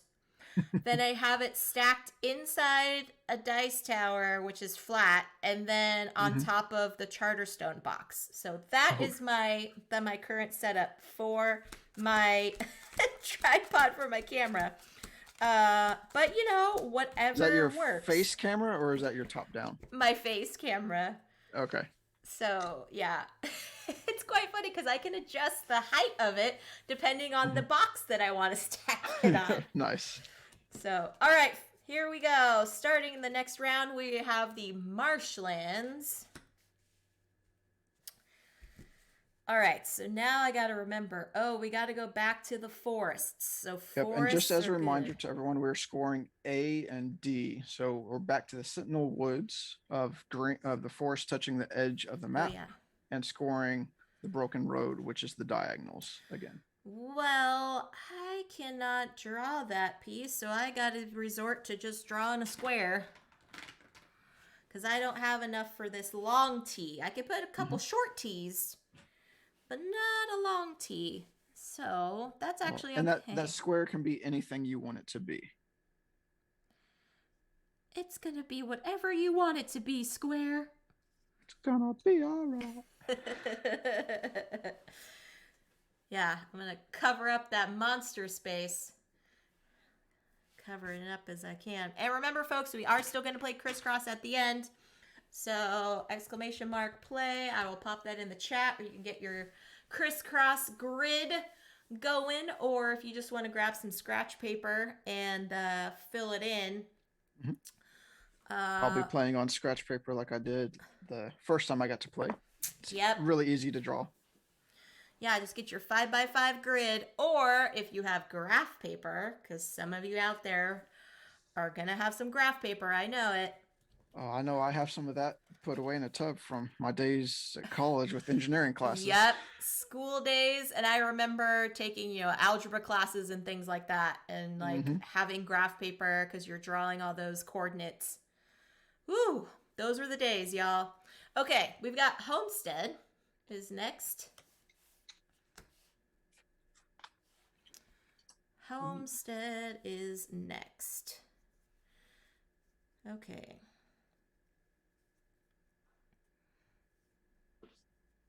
That surprisingly helped me a lot. Didn't expect it to, but it is exactly what I needed. At least the shape. Well, that's good. I'm going to draw Farmland here. Cover up some more monster spaces.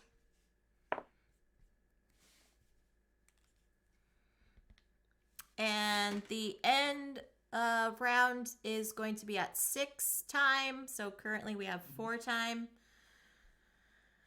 So we will be wrapping this up shortly, friends.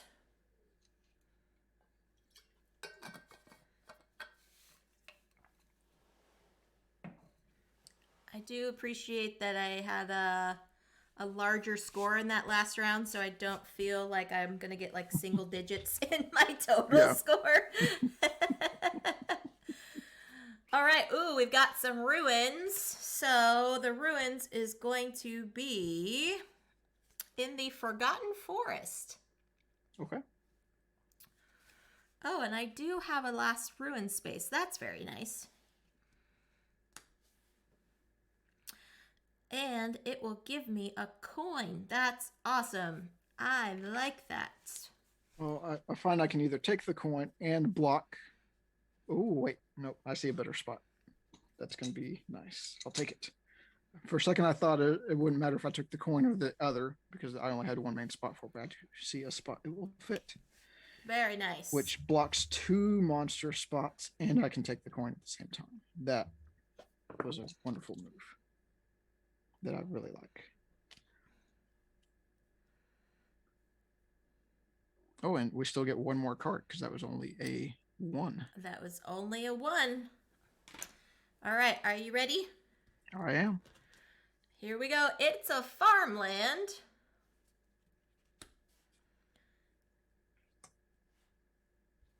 And let's see. Farmland is nice so it can give me a coin. I'll take the coin and, oh, I get to block 2 more monster spots. I'll take it. There we are. Okay, final add-ups. We're going to add D again. Did I add any more diagonals? I don't believe so. I still have some gaps here. So I've got 5. Yeah, that marshland and homestead fit just right that I got to add 2 more diagonals. So a total of 7 diagonals, 21. Nice. All right. Then we're going back to A. So all of the forestry spaces on the edges. So I've got 1, 2, 3, 4, 5 spaces. Very nice. I added an extra. I also have 5. Coins. I gathered up a lot of coins this round, so I have a total of 7 coins. Well done. And I have 10. And then my monster spaces, I did eliminate some of them, so I have 3, 5, 6 now. Woo! Minus 6. Well done. So I took a -5 for monsters. 21. Now's its final total. It's the final total. Countdown. 11, 26 is 37. Plus 21 is 58. Oh, good gravy. I have a feeling that you outscored me, my friend. But what did you get in your final total? Now I feel bad about saying my score. I don't want to say it. No, do it. It's fine. Okay, I got 93. Nice. Well, at least you didn't get triple digits. Triple digits, that would have been embarrassing. There we go. Yeah. That would have been embarrassing. But good game. Yes, well played. For everyone, I assume a lot of you are probably going to do the VOD and play later. But yeah, I always have fun playing with folks on stream. When I did the Tabletop Live Network stream with Russ for Chits and Giggles, he demolished me, and it was really funny because his actual score on stream that he told me was not his final score because he forgot some of the added objectives that he was supposed to score. But he was like, I didn't want to say anything. I was like, no, it's fine. You demolished me. It's okay. I had fun, and that's all that matters. So for those who want to see it, this is my final sheet. Let me make you your bigger picture here. There we go. That looks really awesome. And then and if you decide to follow me on Instagram, I'll probably post a photo of this tomorrow because I had so much fun playing with you, Jess. So yeah, I'll talk about playing and post it. We'll do that. But now it is time to do our crisscross. So I'm going to clear off the table.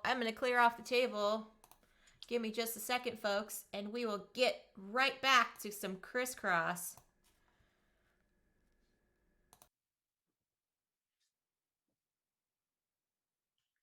Okay.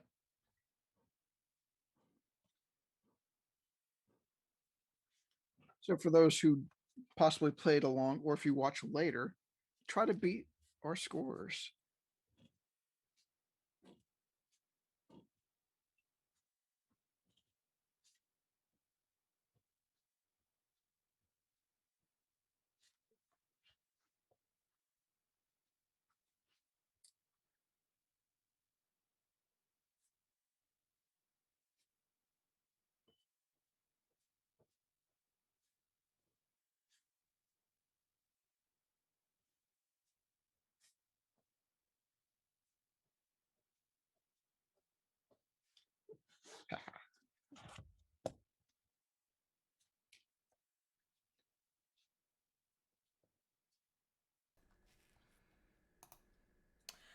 Alrighty, friends, here we go.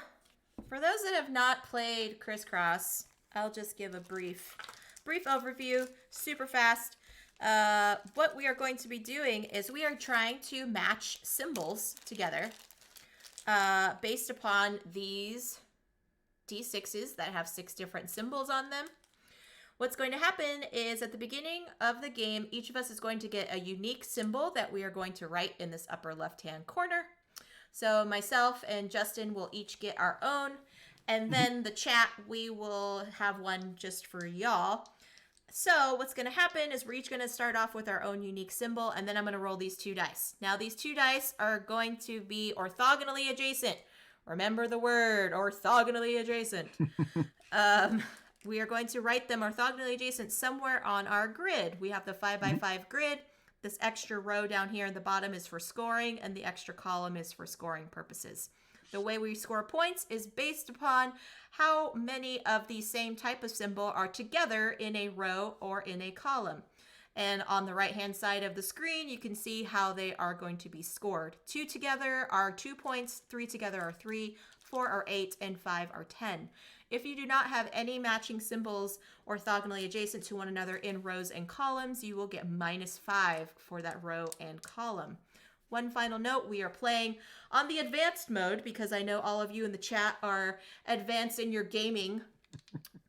We are going to be scoring this shaded area here from the bottom left to the upper right. We are going to be scoring that twice, meaning it'll be the same rules will apply, but the matching symbols will need to be on this diagonal, and we will score them starting from the bottom to the top and also from the top to the bottom. Same rules apply as in the minus points. So if you do not have any matching symbols in the in the diagonal, you will receive the minus points as well. We will be playing 2 full games of this because it is a super fast game. You all will be able to play along in the chat, and I will keep score of everybody's high scores moving forward from week to week so we can all see how we do. If anyone has any questions, let me know in the chat. Justin, are you ready? I am. All right, here we go. I will give you your starter. You will start with the pound sign or the hashtag as your starter symbol. And for me, I will get the single slash. That will be my starter symbol. And then for those folks playing at home in the chat, you will all get the triangle. So put your triangle in the upper left-hand corner. And here we go. Here we go now. We have got 3 lines, double 3 lines. And remember, folks, you can write them anywhere as you want on your grid. They just have to be orthogonal to one another. So I don't have to start up here because I've already written a symbol. I can write it anywhere else I would like. So I think I'm going to start over here and see how that works. I always try to differentiate my strategy, Justin, and sometimes it works in my favor and sometimes it doesn't. I will say I've only played this once with you. The first game I did mess up and had some blank spaces that I did not get to fill in. Second game, I was able to get to the second spot on the standings list. So my goal is to get first and hold it for the month.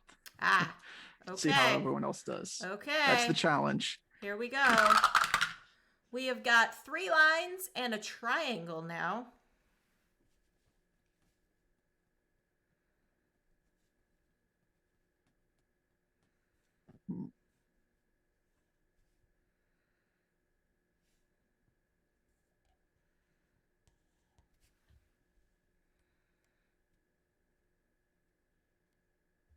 Okay.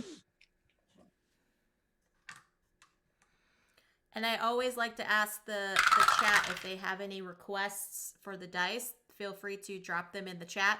Not saying that the dice will agree with you, but I can always ask. We've got double circles.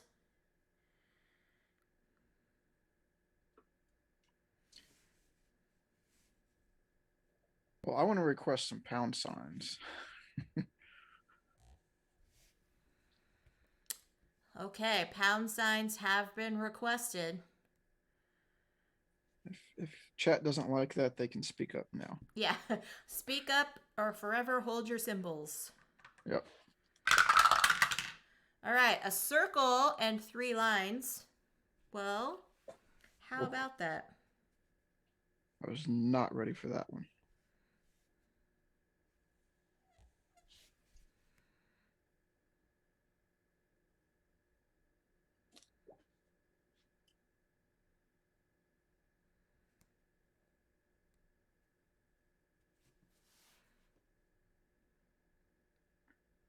But I will say, if someone beats me this month and gets first place, I will add.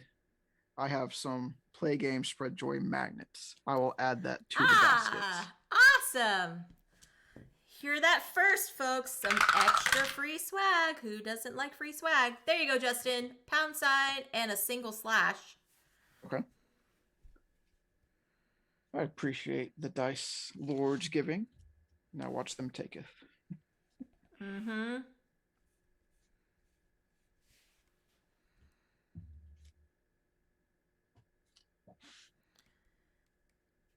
I have to remember my orientation of where I place these because you can get yourself stuck. Mm-hmm. I did that to myself the first game, and yeah. All right. Ooh, we got an X and a triangle. oof, okay.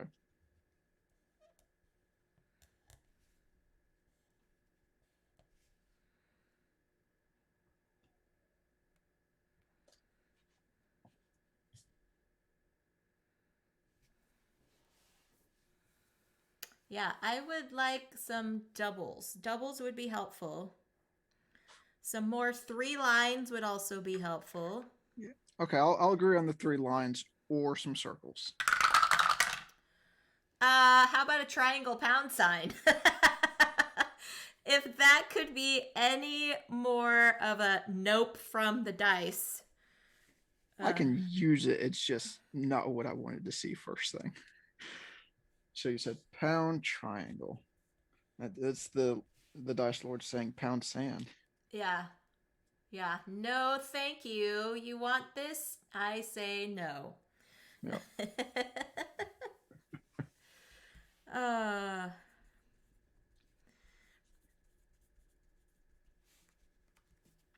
Alrighty, folks. Here we go. Ooh, double slashes. That's great. Okay. I will take that. Please and thank you. Okay. Might put myself in a bit of a pickle here, but I'm going to go for it. That's why I like playing 2 games with the chat. Is that way, if your first game is just a wash, you could get your best out of 2. Mm-hmm. Well, because I've been working from the sides into the middle, and I finally stepped into the middle with that one. And so I kind of split myself to 2 different sections I have to work with now. So it's a risky move, but we'll see if it pays off. Yeah. We'll see. We'll see. What do we got? Circle X. Circle X.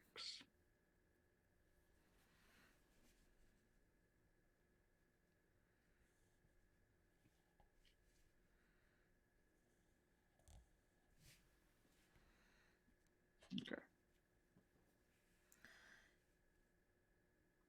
Okay, now I really want to see another triple line. Okay. 3 lines. Yes, 3 lines would be helpful. Or I could also go for a triangle as well. Oh, look at that. Triangle in 3 lines. Perfect.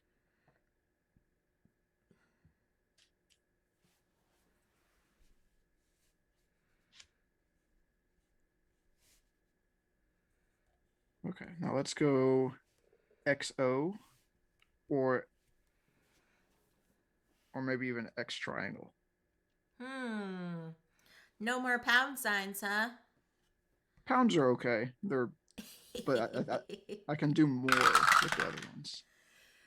All right, double pound signs. Oh no, I jinxed us.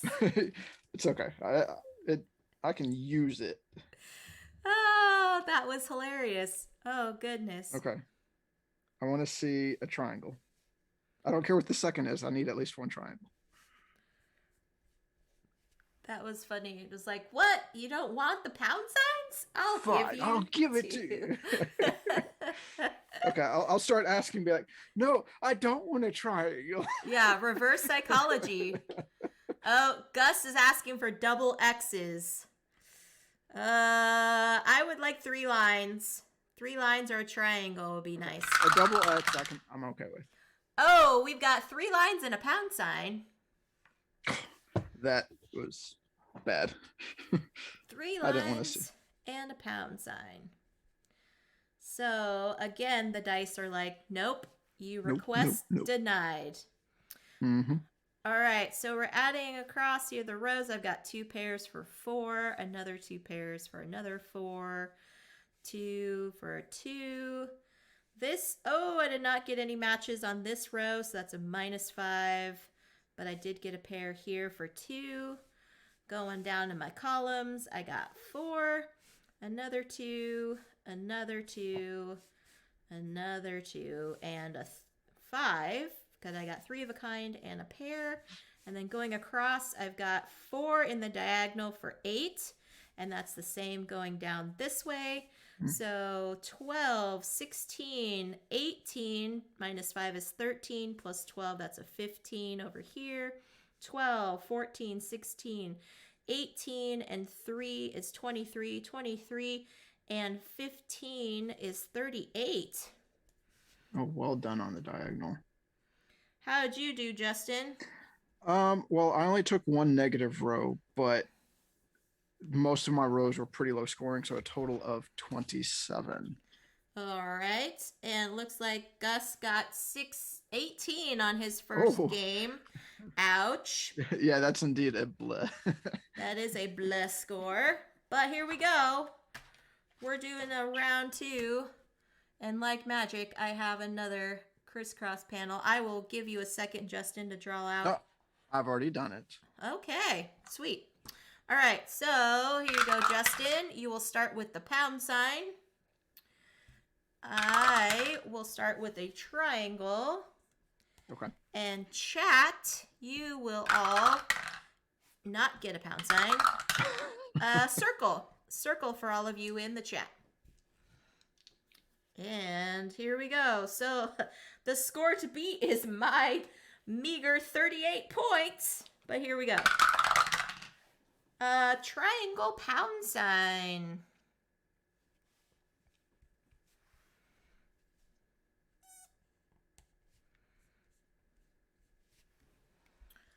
Triangle pound sign.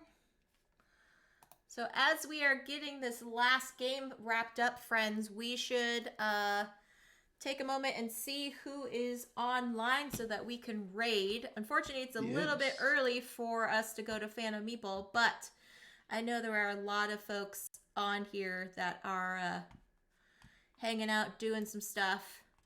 So we can definitely keep that in mind. But we still got another like 15 minutes or so.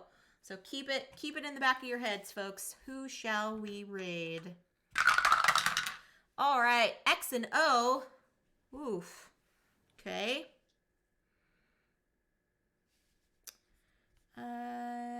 Do this down here.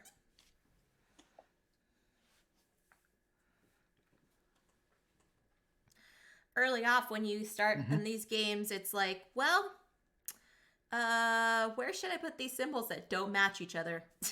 Yep. Where shall we put them? Which corner can I stuff them into? Yeah, exactly. All right. We've got 3 lines and a single slash. Ooh. Again, with the symbols that don't go together.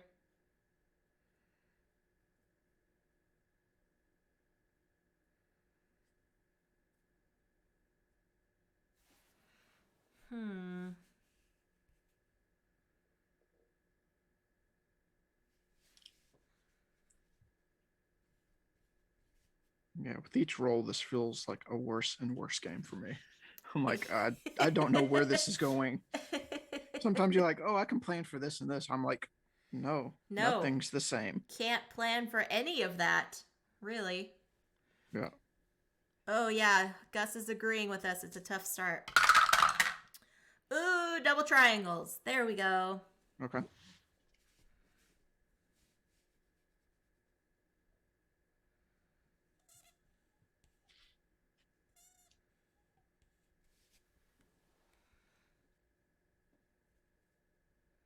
Yeah, if we just get doubles for the remainder of the game, I think that would be fine. I think that would be totally fine. I'd be okay with that.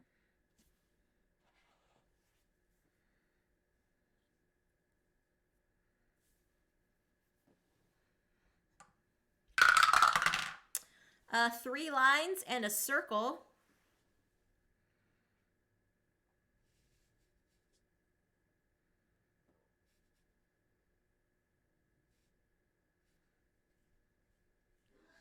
Okay. Now I'm boxing myself in. Yeah, that's also the issue too, because sometimes you focus on one side of your board and you're like, oh shoot, totally forgot. It's like the way I placed one thing and to score with that triple line, I was like, okay, I have to do this now. So I need a circle. I need a circle. Yep. All right. 3 lines and a pound sign.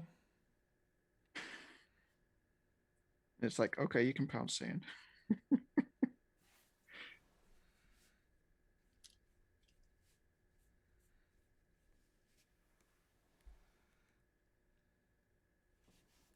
Let's see some X's. Okay. Got some requests.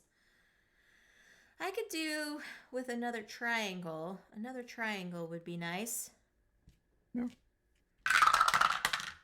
Hey, how about that? A triangle pound sign. I can make do with that.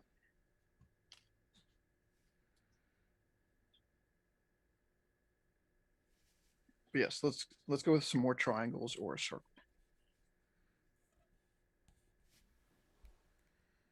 And I think I did the same thing to myself where I split into the middle too fast. Oh no. Well, I won't have blank sections, but I've now separated into 2 parts of my grid. I have to focus on. Playing hard mode, huh? Yeah. All right, 3 lines and a pound sign.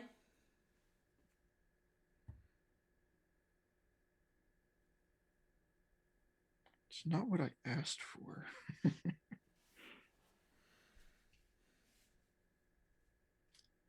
Okay. Okay, well, if we're going to go with a lot of pound signs, let's just keep them rolling. I guess so.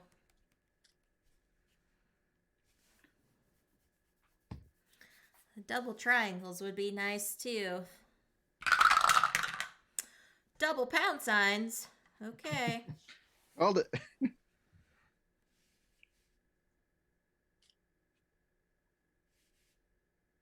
If we did that one more time, that'd be great. Do you have the pound signs on your diagonal now? I have two in the diagonal, and Aha. I can fit another. Okay. But well, if we get two more pounds together, I can get for a full row of five. Because this is where I'm sitting now. Ugh. Wow. Okay. Let's see. Let's see. X and O. I X and swear. O. I Oh swear well, the you know dice what? are like, nope. I was begging for that O a while ago, so I can't complain. I needed that. Wow. Okay. Okay, so I can now at least guarantee no negatives. Yeah, that's not helpful for anyone. That's like a green zero on roulette, is what Gus said. Yeah, exactly right. Exactly right. Oh, goodness. Come on, dice. All right. Pound sign and 3 lines. Ooh.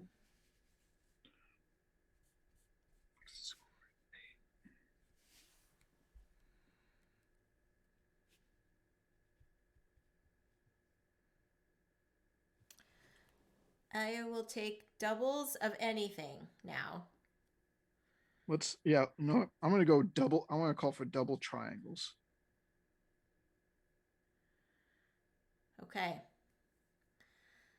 Double triangles. Gus? Gus needs circles Needs an real O really bad. bad. Okay. Need some No, I'll O's. go circle triangle for Gus.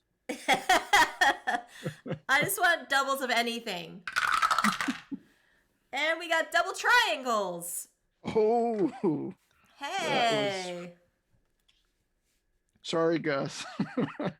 I guess because I asked first. Yeah, the dice gods listen to you first. Exactly.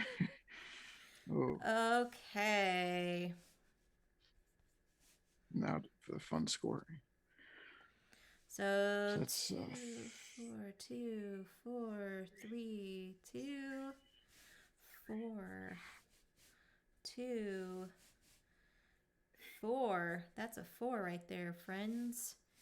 That's a 2, and that's a minus. I knew that was going to happen on that one. That's all right. But I got 2 across here, and 2 across here. 2, 6, 7, 8, 12, 15, 17, 2, 6, 7, 8, 12, 14, minus 5 is a 9. Ooh, good gravy. 26 on this last one. Not as good. Not that was as good. my redemption round for a total of 42. 42. Holy smokes. And I I'll got show it off. 26. Very nice. Holy smokes. Gus got 19. Headed in the right direction. That is true, Gus. So Justin has taken the lead now for this month. 42. That's an awesome score.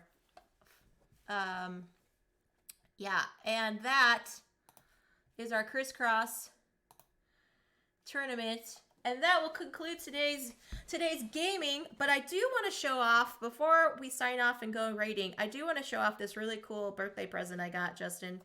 This is a custom dice tower that I got off of Etsy for my birthday. It collapses, so you can have it be portable. Mm-hmm. It's got a cool slide out, so you can actually have the dice. And it's got a drawer on the back, so you can keep dice in it. Oh, that's really nice. And I got this, so I had it customized, so it's kind of hard to see, but my logo is actually on the inside. Etched. That's awesome. On the inside there. So I am super stoked. I have too many dice, so I can't really keep a whole bunch of dice in back there. Yeah. But yeah, this is I get it. I'm a dice goblin as well. Yeah. I can't just have one set on me if I take some. Yeah, it's has to be. I mean, I have a dice bag, and I want more dice just to add to it because it's just Hmm. too empty. There's just too much empty space in there. Yep. Michelle says nicely done. Oh, Gus says that there's 23 more games. He'll get you. Yes. Well, I want you to catch up and get me so you can win the extra swag I'm going to add to the basket. I just need to set the bar at a good height. There you go. 42 is actually quite nice. I think the highest we've gotten on a crisscross game here on chat was 53. Ooh. So, yeah. And wasn't it Gus that won last month with like a 40 something point? Yes, he did. So he has played this quite a few times. So he probably has some good strategy, even though it's a lot of luck based with this game, right? Yep. It's a lot of luck. Michelle says nicely done to all of us. Thank you, Michelle. Yes, thank you. So I want to say thanks to Justin. I'm going to give you a last shout out for all of you to follow him. He is so close to reaching affiliate friends. Please, I encourage you to check out his streams. What is your weekly schedule, Justin, that you do your streaming so folks can know when to pop in and check you out? Yeah, so my personal stream, I do Monday nights at 8 p.m. Eastern, and that is where I play analog games, kind of top-down camera, kind of the same style as we did tonight. Typically, I'm either teaching a game and letting chat kind of tell me some moves or something that you can play along with at home. That's typically 1.5 to 2 hours long. And then Friday nights at 6 p.m. Eastern, I do my unboxing of the week where I just hang out with chat, talk to them, and then unbox some new to me games that I have sitting on my shelf. That's awesome. Ooh, Gus says Thank you, he's Gus. now following. Yes, so close to being affiliate. There's just so many wonderful folks here in this community. Everybody that's been in the chat are amazing streamers or supporters of streamers. So it has been just nothing but positivity coming from here. And I think it's been helpful a lot to just within all the crazy times that's been going on in this world to kind of have a nice positive outlet. So having more channels like yours is a good thing to have. So thank you so much for joining me tonight. It was really a lot of fun. And I hope to be on your stream sometime, do some collabs in the future. For sure. For sure, figure something out soon. Yeah. And, doing something maybe with Chris, the charity board gamer, and just bringing all the positivity together, which would be really cool. So, all right, friends, let's see, who shall we raid? Who do we got online? Justin, do you have any suggestions? Let me pop open and see who is on right now. I would assume you're probably following as many people as I am. Yeah, I see Conrad is on right now. Board gamer Steph is on, but looks like she's just kind of chatting with folks. Room 5-1 Live is playing Red Rising. Oh, they only have two. They only have 2 people with them right now, so maybe giving them a few more viewers. What is their username again? So capital R, so it's room with the capital R 51 and then capital LIVE. Okay. So Ross, Play More Games, did a list of like all the streamers that did board games a while back, and I basically went to that list and followed everyone on it. So I have like probably 100 on my list. So I'm getting notifications all day, every day of someone going live. Awesome. So I see room 51 live, right? Yep. 51. It looks like, yep.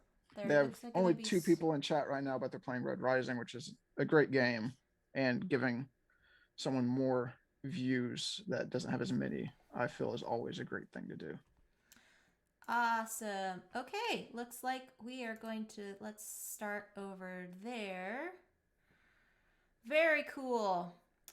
All right, friends, we are going to go over and raid room 51. Please give them all the love, all the emotes in the chat.